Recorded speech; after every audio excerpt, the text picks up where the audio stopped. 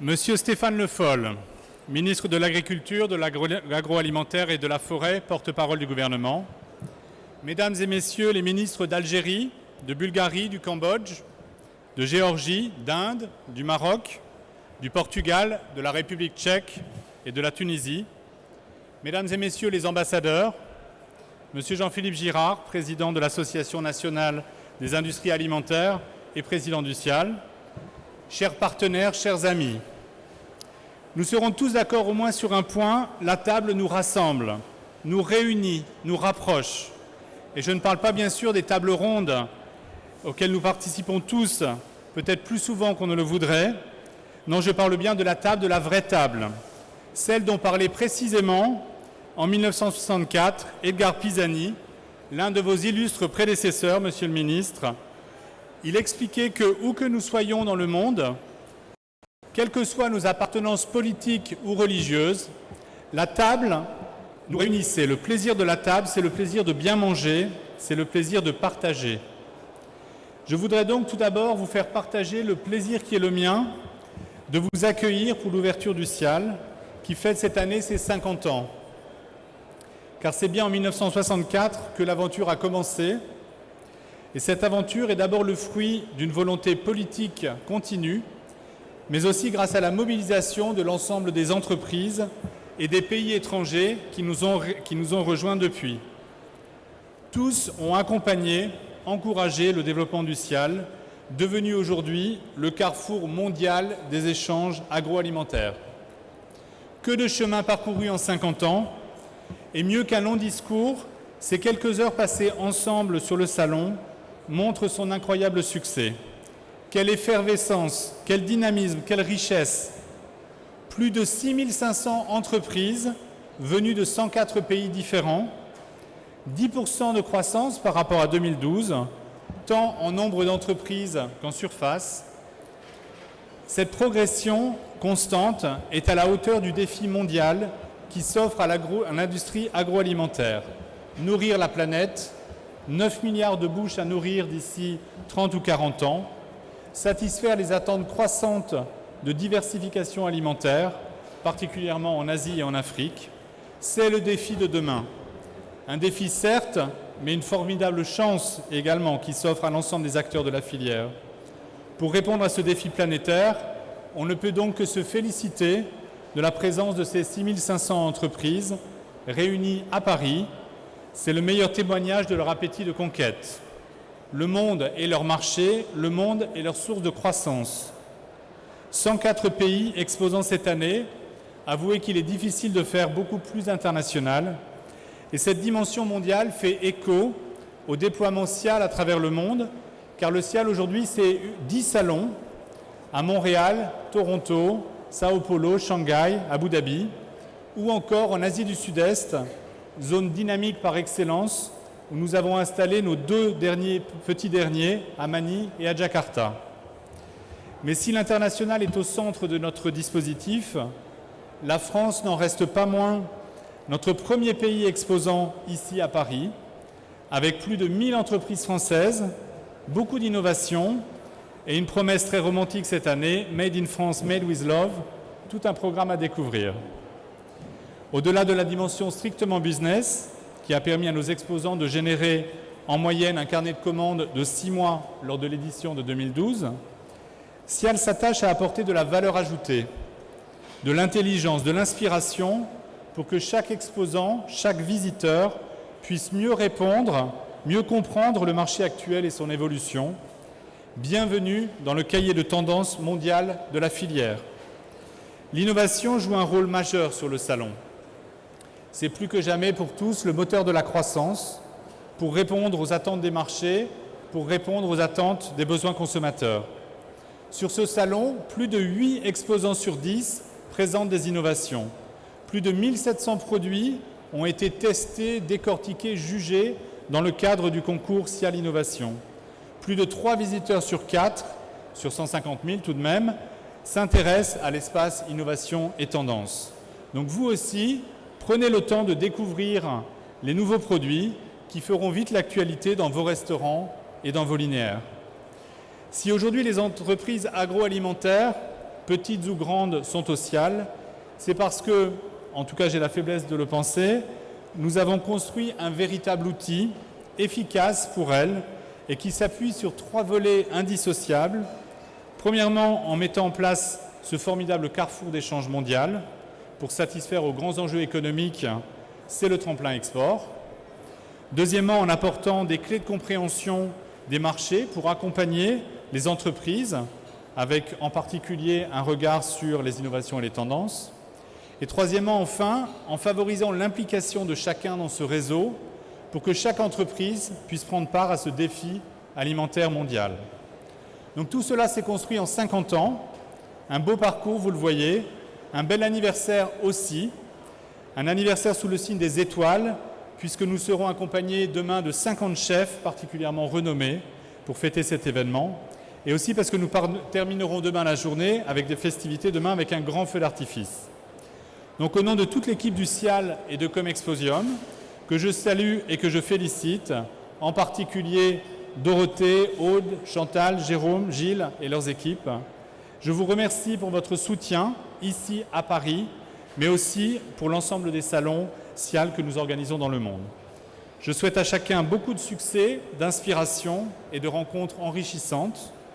Et j'espère que, comme nous tous, vous repartirez d'ici en disant « I love Cial » que vous avez vu un peu partout. Je vous remercie et je passe la parole à Jean-Philippe Girard, président de l'ANIA et du Conseil de surveillance.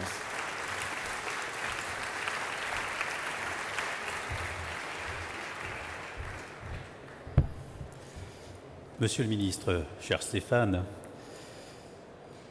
Monsieur le commissaire général, cher Alain Berger, cher Renaud, cher Valérie, cher Nicolas, Mesdames, Messieurs les présidents, Mesdames, Messieurs les directeurs, chère Catherine Génalanel, cher Patrick Dehaumont, Mesdames, Messieurs, chers amis venus du monde entier, merci de votre présence.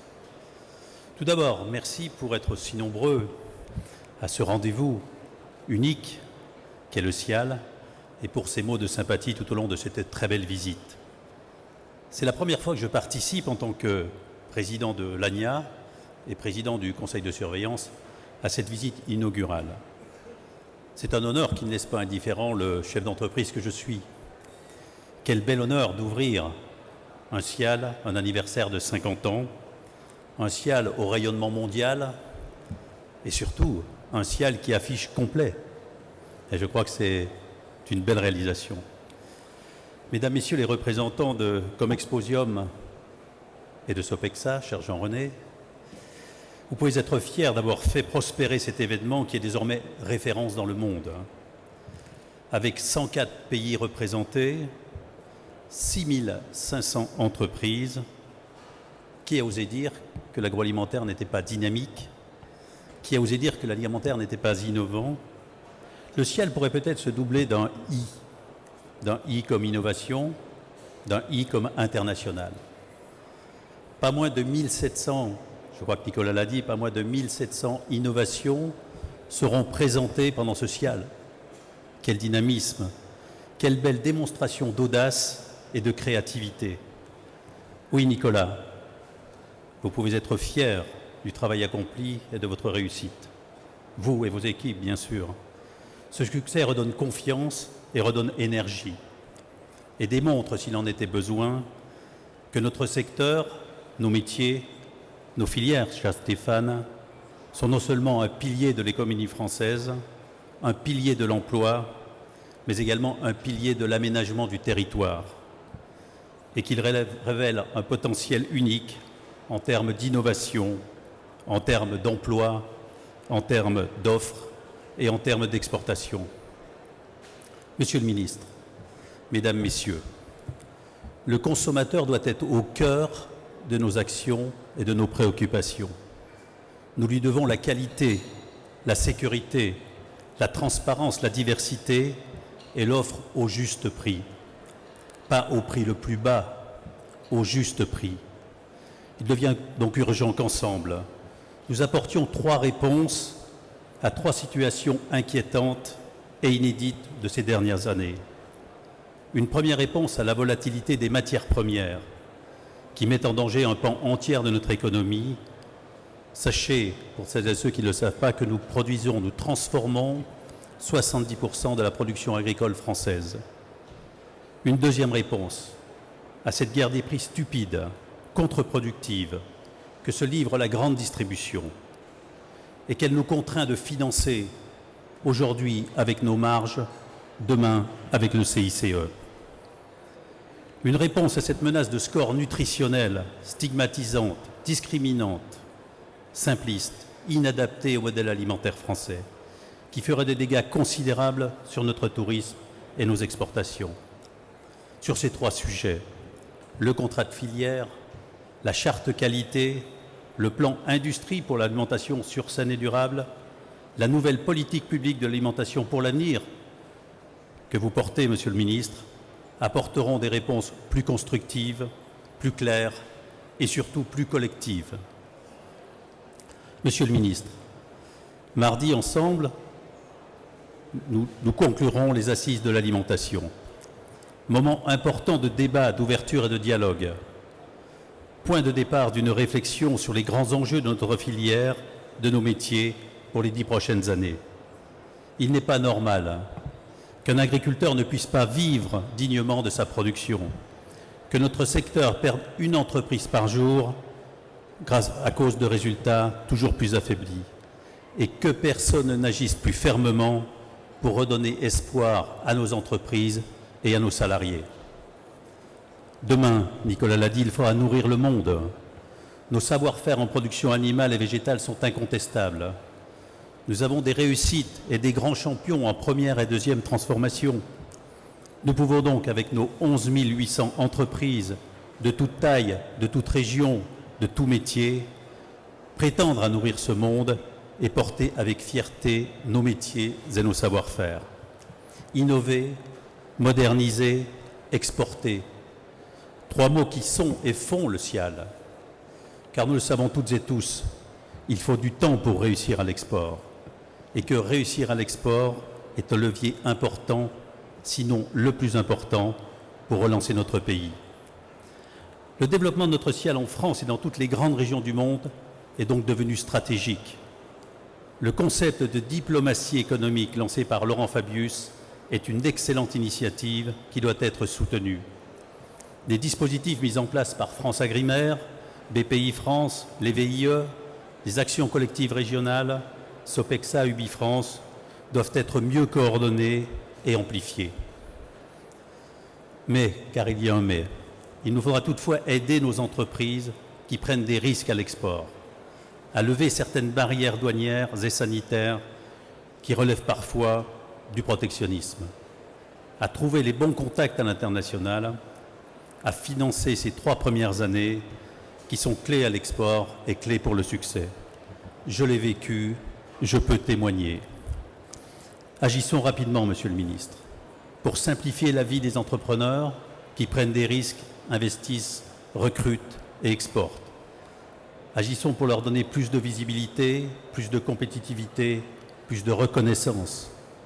Agissons pour faire repartir la consommation. Et quand la consommation repartira, la croissance suivra et l'emploi progressera. Ne laissons pas, Monsieur le Ministre, s'installer la déflation.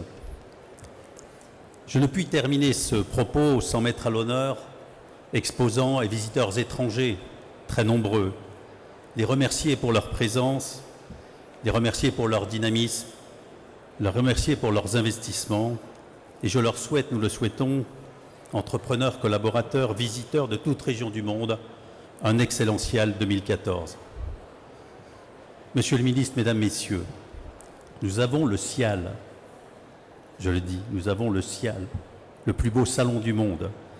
Nous avons plus de 1000 entreprises françaises qui vont exposer pendant ces 5 jours. Nous avons de vrais savoir-faire, de vraies compétences. Nous avons l'envie, l'énergie de grandir et d'exporter. Nous avons un ministre et un délégué à nos côtés et à notre écoute. Je ne vois pas comment nous ne pourrions pas réussir. Monsieur le ministre, Mesdames, Messieurs, merci pour votre attention, votre soutien, votre sympathie, vos actions. Bon SIAL 2014 à vous, à vos clients, à vos partenaires, à vos visiteurs et plus encore à vos collaborateurs. Merci.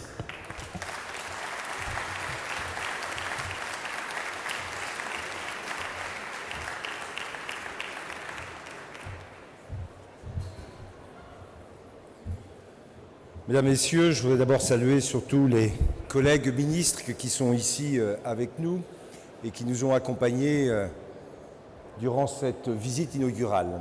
Les saluer parce que la dimension internationale de ce salon a été est remarquable. Et si j'en crois Monsieur le Directeur, on est le plus grand salon du monde aujourd'hui sur l'alimentation. Je pense que c'est déjà une grande fierté.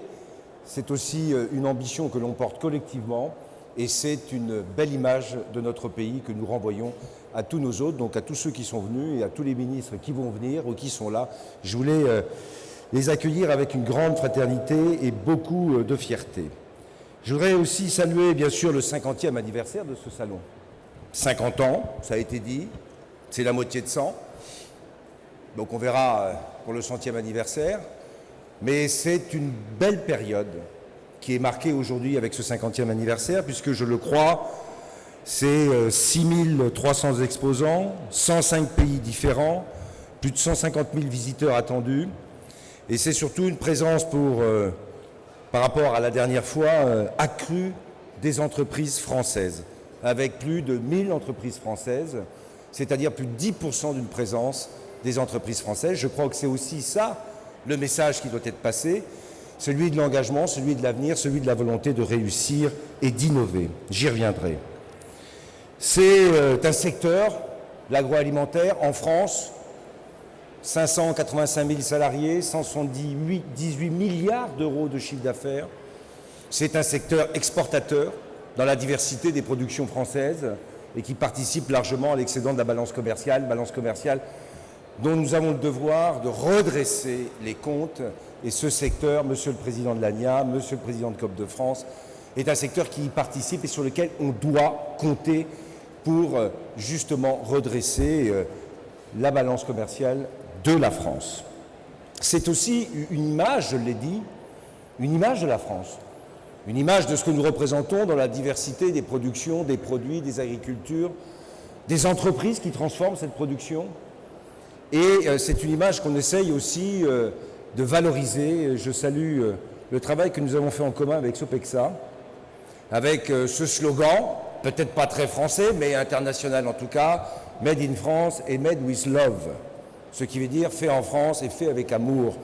Et ça, c'est important. C'est aussi une marque et j'ai pu le constater dorénavant à l'exportation.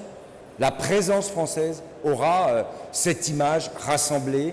Et ça, je crois que c'est un atout aussi pour nous tous de faire en sorte qu'à l'extérieur, à l'étranger, on puisse être repéré comme un grand pays agroalimentaire, même si ensuite il y a avec la France un voyage à faire dans toutes les régions, dans toutes les productions.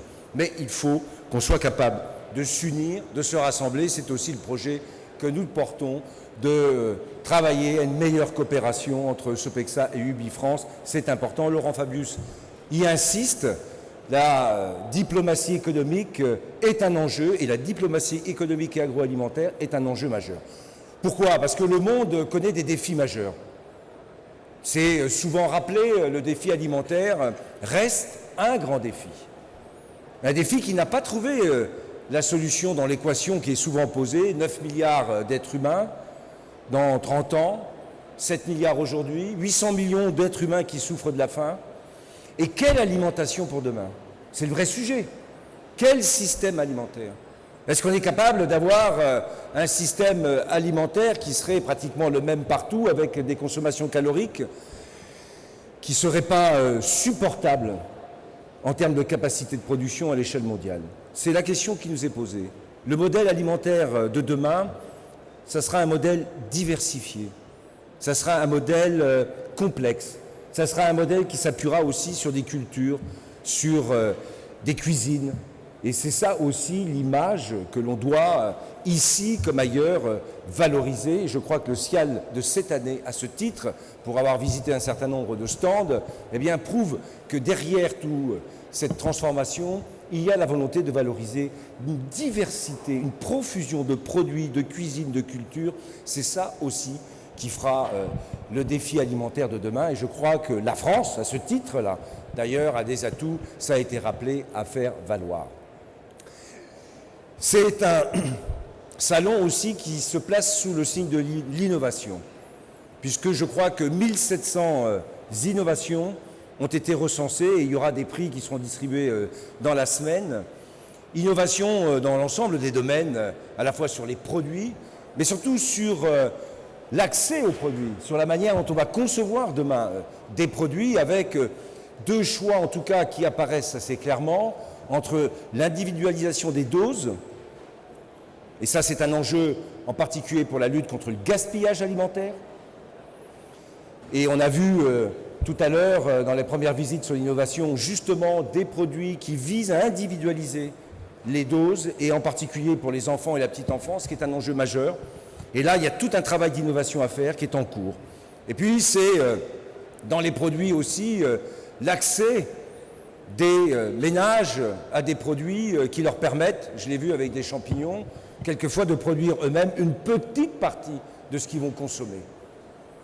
Et c'est une manière d'allier l'autoproduction, l'autoconsommation et en même temps d'offrir malgré tout des services. Et je trouve que dans les innovations que j'ai vues, il y avait là des pistes très intéressantes pour demain qui devront être développées. Ça fait partie aussi des enjeux d'un salon comme celui-là. Et de rappeler que l'innovation dans le domaine de l'alimentation, c'est un enjeu pour demain.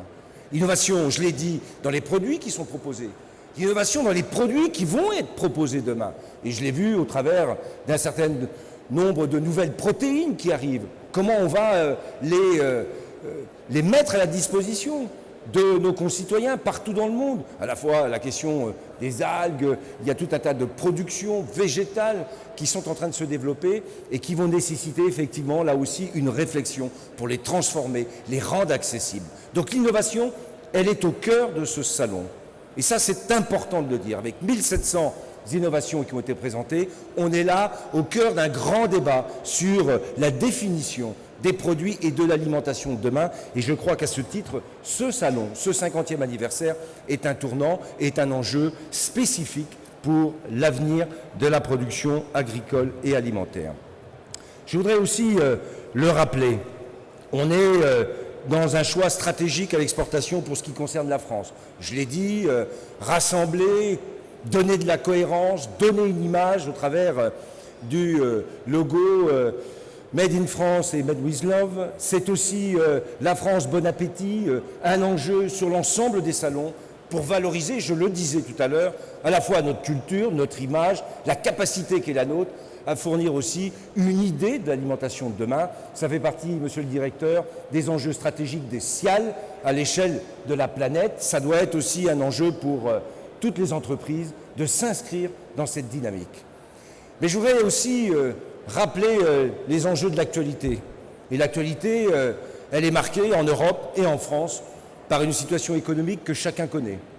Une difficulté à sortir d'une crise qui a commencé en 2008-2007. L'Europe connaît à la fois une faible inflation et à la limite de la déflation et une faible croissance. C'est le constat, c'est la situation.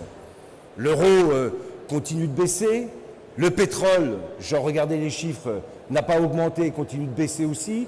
On est dans un contexte très particulier où il faut qu'on soit capable de prendre la mesure de cette situation pour engager les grands enjeux de demain. Les grands enjeux de demain, ils vont se décider aujourd'hui.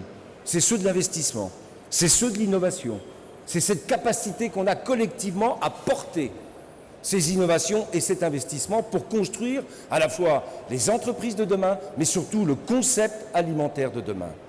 Et je le dis par rapport à ce qu'a dit le président de l'ANIA, moi je partage l'idée que dans une phase de déflation, on ne peut pas se contenter d'avoir une discussion sur la compétitivité par les coûts, sur la baisse des prix. On doit passer à une dynamique et une réflexion sur la compétitivité hors coût, sur l'organisation, l'innovation, qu'elle soit commerciale, productive. Et ça, c'est un enjeu d'aujourd'hui. C'est une question qui nous est à tous posée aujourd'hui.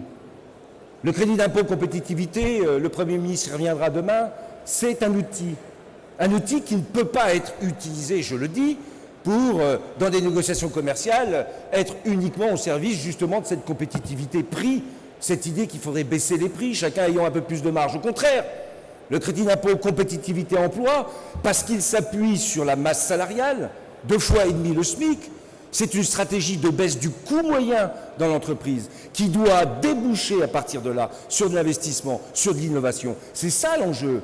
Et comme ce crédit d'impôt, il est financé en partie par une baisse de la dépense publique, et rien ne serait pire que cet investissement qui est fait par le président de la République au travers du pacte de responsabilité et de solidarité de près de 40 milliards d'euros se transforme en fait en un phénomène d'accélération de la baisse des prix.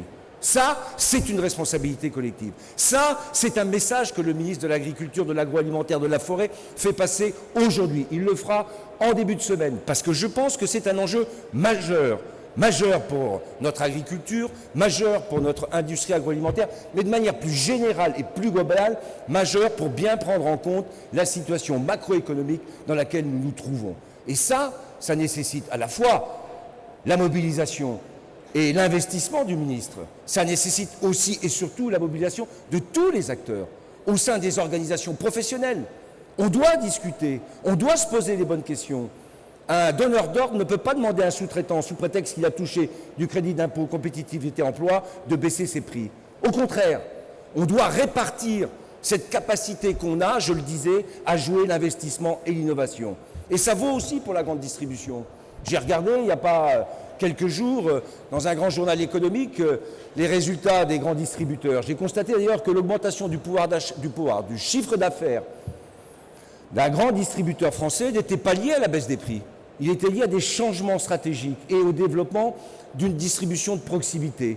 Il y a là des innovations. Chacun doit apporter dans ce moment précis, au travers des moyens qui sont mis et des outils qui sont à notre disposition, se tourner vers l'avenir, investir, je crois, et innover. Je crois que c'est ça aussi le message de ce salon, et c'est ce message-là que je voulais faire passer dans le cadre de l'inauguration du Salon international de l'alimentation. Je voudrais rappeler, et je l'ai dit, la stratégie à l'international. Le ministre, dans les discussions qu'il a eues cet après-midi, la rencontre qu'on a eue avec un certain nombre de ministres, le travail que nous faisons au quotidien, c'est des enjeux pour ouvrir des marchés, créer des possibilités nouvelles, que ce soit dans les légumes, les fruits, dans la viande bovine, sur les grandes questions qui sont posées pour la France, l'Europe, mais tout le bassin méditerranéen. Il y a là un enjeu très important. Et dans ce cadre-là, je voudrais rappeler ici que l'année prochaine, il y aura une exposition universelle consacrée aux défis alimentaires, que la France y sera présente avec un très beau pavillon de la France, qui sera là pour représenter l'ensemble de cette diversité que j'évoquais. Et je souhaite vraiment que toutes les entreprises se mobilisent. Il est attendu plus de 20 millions de personnes.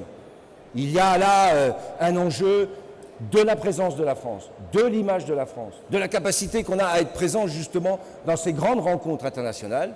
Il y aura là aussi capacité à valoriser ce qui est notre culture, ce qui est notre image. Et je crois que ce grand rendez-vous est un grand rendez-vous auquel la France doit être, bien sûr, un grand partenaire, un grand acteur. Voilà ce que je voulais vous dire. Féliciter tous ceux qui ont participé au travail, à la mise en œuvre, à l'organisation de ce grand salon international, de considérer qu'à partir de là, il y a tous les atouts pour réussir ce salon, permettre aux entreprises qui sont présentes de trouver des clients, de développer des marchés et de se donner à partir de là une vraie ambition collective. Elle consiste, je l'ai rappelé, à répondre à un grand défi de l'alimentation. Elle consiste, je l'ai rappelé, à considérer qu'au travers des innovations, on va pouvoir diversifier l'offre qui sera celle de demain et celle d'aujourd'hui. Elle consiste à rappeler que cette alimentation, cette industrie, cette agriculture, en France, dans le monde, eh bien, c'est un acteur majeur de l'équilibre de la planète, de la capacité qu'on a à gérer demain les ressources naturelles, à gérer l'accès à l'alimentation, l'accès à toutes les ressources et en particulier celle de l'eau. Et je pense que dans ce débat-là aussi, on doit aussi intégrer, pour ce qui nous concerne, les grands débats qui portent sur la lutte contre le réchauffement climatique. Je rappelle que la France a fait un rapport sur cette question, que ce rapport a été retenu, pas sous présidence italienne, comme la position dans le débat de l'année prochaine sur la lutte contre le réchauffement climatique de tous les ministres de l'agriculture européens, puisque tous les ministres ont été unanimes. Dans ce rapport, il y a des grands enjeux de stockage et d'émissions de gaz à effet de serre, mais il y a deux principes aussi qui sont rajoutés. Lutter contre l'artificialisation des terres agricoles qui consomment et qui a des conséquences sur le réchauffement climatique, et lutter contre le gaspillage alimentaire. Voilà comment on fait le lien entre le salon sur l'alimentation, l'agriculture et le réchauffement climatique. Voilà comment ce salon est au cœur des grands enjeux du monde. Donc à tous et à tous ceux qui y participent, un grand et beau salon à Paris. Merci.